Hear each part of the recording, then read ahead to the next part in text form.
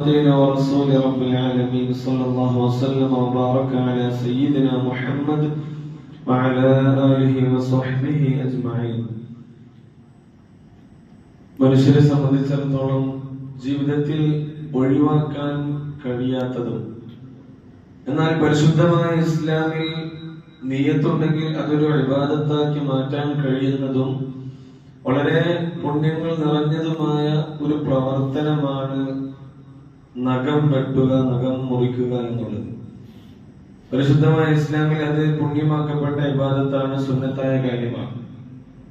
എന്നാൽ നഖം മുറിക്കുന്നതിൽ എങ്ങനെയാണ് നഖം മുറിക്കേണ്ടത്, ഏത് ദിവസത്തിലാണ് മുറിക്കേണ്ടത്, ഏത് സമയമാണ് അഫ്ളല് എന്നുള്ളത് നമ്മിൽ പലർക്കും ഒരുപക്ഷെ അശ്രദ്ധയാകാം.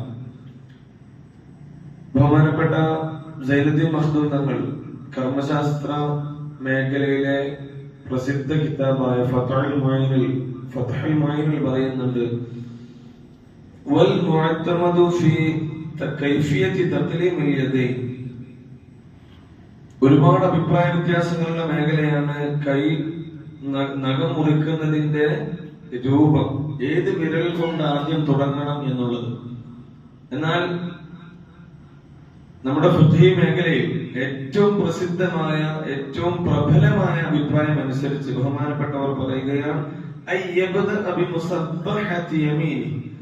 അവന്റെ വലത് കൈയിന്റെ ചൂണ്ടുവിരൽ, ഇൻഡെക്സ് ഫിംഗർ ഉണ്ടല്ലോ, ഈ ചൂണ്ടുവിരൽ മുതലാണ് നഖം മുറിക്കൽ തുടങ്ങേണ്ടത്.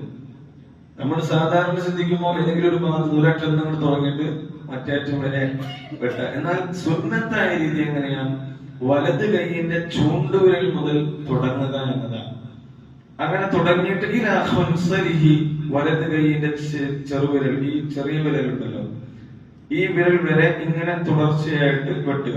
അപ്പൊ ആദ്യം ചൂണ്ടുവിരൽ, പിന്നെ നടുവിരൽ, പിന്നെ മോതിരവിരൽ, പിന്നെ ചെറുവിരൽ.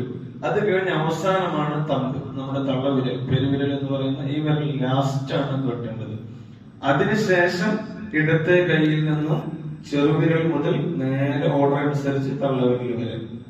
അപ്പൊ നമ്മൾ ചിന്തിക്കുമ്പോൾ കൃത്യമായിട്ടൊരു ഓർഡർ ഇല്ല. പക്ഷെ സുന്നത്തായ രീതി എങ്ങനെയാണ്?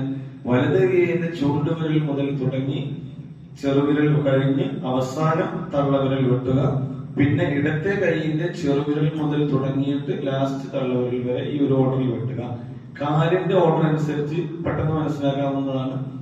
വലത്തെ കാലിന്റെ ചെറുവിരൽ മുതൽ നേരെ ഇടത്തെ കാലിന്റെ ചെറുവിരൽ വരെ സെയിം ഓർഡറാണ് ഇങ്ങനെ. അപ്പൊ ആ രീതിയിലാണ് നഖം വെട്ടേണ്ടത്. സുന്നത്തായ രീതി അങ്ങനെയാണ്.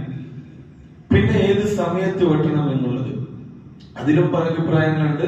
ഏറ്റവും അഫ്ളലായ സമയം വ്യാഴാഴ്ചയും അതുപോലെ തന്നെ വെള്ളിയാഴ്ചയും പകൽ സമയങ്ങളാണ്. ബുക്റത്തുൽ ജുമുഅ, യൗമുൽ ഖമീസ് വെള്ളിയാഴ്ചയും വ്യാഴാഴ്ചയും വെള്ളിയാഴ്ചയുടെ പകൽ സമയവും.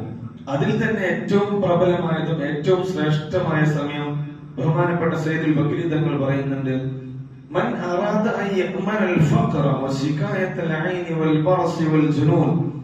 ഒരുത്തൻ ദാരിദ്ര്യം അവൻ വേണ്ട, ദാരിദ്ര്യം ഒഴിവാക്കാൻ ഉദ്ദേശിക്കുന്നുണ്ട്, അതുപോലെ തന്നെ കണ്ണുമായി ബന്ധപ്പെട്ട അസുഖങ്ങൾ, തിമിരമോ അതല്ലെങ്കിൽ അന്ധതയോ, കണ്ണുമായി ബന്ധപ്പെട്ട ബുദ്ധിമുട്ടുകൾ ഒഴിവാക്കാൻ അത് വരരുത് എന്ന് അവൻ ആഗ്രഹിക്കുന്നു.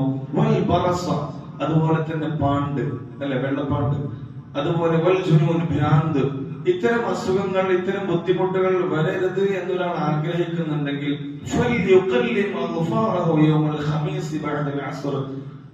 വ്യാഴാഴ്ച ദിവസം അസ്റിന് ശേഷം അവൻ നഖം മുറിക്കട്ടെ എന്ന് ബഹുമാനപ്പെട്ട സയ്യിദുൽ ബക്കരി റഹ്മത്തുള്ളാഹി അലൈഹി രേഖപ്പെടുത്തുന്നുണ്ട്. അപ്പോ ഇസ്ലാമിക കാഴ്ചപ്പാടനുസരിച്ച് ഏതായാലും നമ്മൾ നഖം വെട്ടണം. ജീവിതത്തിൽ നഖം വെട്ടാത്ത ഒരാൾ 4 ആഴ്ച 5 ആഴ്ച ആകുമ്പോഴത്തേക്കും അദ്ദേഹത്തിന് തന്നെ സ്വന്തമായി ബുദ്ധിമുട്ടുണ്ടാകും. അപ്പൊ എന്തായാലും നമ്മളെല്ലാവരും ജീവിതത്തിൽ നഖം വെട്ടുന്നവരാണ്. വെട്ടുമ്പോ ഈ സുന്നത്തായ രീതിയിൽ വെട്ടുക. അത് തന്നെ വ്യാഴാഴ്ച, നാളെ വ്യാഴാഴ്ചയാണ്, വ്യാഴാഴ്ച അസ്റിന് ശേഷം വെട്ടുന്നതാണ് ഏറ്റവും ശ്രേഷ്ഠമായ സമയം. ഇനി വ്യാഴാഴ്ച വെട്ടാൻ മറന്നാൽ സുന്നത്തിന്റെ പ്രതിഫലം വെള്ളിയാഴ്ച പകലും ലഭിക്കുന്നതാണ്. വെള്ളിയാഴ്ച പകലും ജുമാക്ക് മുമ്പായിട്ട് വെട്ടുന്നതിലും സുന്നത്ത് ലഭിക്കുന്നതാണ്. അപ്പൊ ഏറ്റവും ശ്രേഷ്ഠമായ സമയത്ത് തന്നെ നമ്മൾ ഈ ഒരു ഇബാദത്ത് ചെയ്യാൻ വേണ്ടി ശ്രദ്ധിക്കുക. അല്ലാഹു സുബ്ഹാനഹു വ തആല തൗഫീഖ് നൽകി അനുഗ്രഹിക്കട്ടെ. ഹബീബായ നബിയുനാ റസൂലുള്ളാഹി സ്വല്ലല്ലാഹു അലൈഹി വസല്ലം തങ്ങളുടെ തിരുസുന്നത്തുകൾ ജീവിതത്തിൽ ധാരാളം മുറുകെ പിടിക്കാൻ ഖാലിഖായ തമ്പുരാൻ തൗഫീഖ് നൽകി അനുഗ്രഹിക്കട്ടെ. നാം ഈ പറഞ്ഞതും കേട്ടതും സ്വാലിഹായ അമലെ സ്വീകരിക്കട്ടെ. അതിന്റെ സവാബുകൾ നമുക്കും നമ്മിൽ നിന്ന് മൺമറഞ്ഞു പോയവർ, നമ്മുടെ മഹല്ലിൽ അന്ത്യവിശ്രമം കൊള്ളുന്നവർ എല്ലാവരുടെയും ഹദ്റാത്തിലേക്ക് അല്ലാഹു എത്തിക്കട്ടെ. അവർക്കൊക്കെ അല്ലാഹു മഗ്ഫിറത്തും റഹ്മത്തും നൽകി അനുഗ്രഹിക്കട്ടെ. ഖബർ ജീവിതം സന്തോഷത്തിലും റാഹത്തിലും സുഖത്തിലുമാക്കട്ടെ. നമ്മുടെ വിശിഷ്ടകാല ജീവിതം പരിപൂർണമായ റാഹത്തോടെ ഇഖ്ലാസോടുകൂടെ ഒരുപാട് ഇബാദത്തുകൾ ചെയ്ത് ധന്യമാക്കാൻ അല്ലാഹു തൗഫീഖ് നൽകി അനുഗ്രഹിക്കട്ടെ. وآخر دعوانا الحمد لله رب العالمين. والسلام عليكم ورحمة الله وبركاته.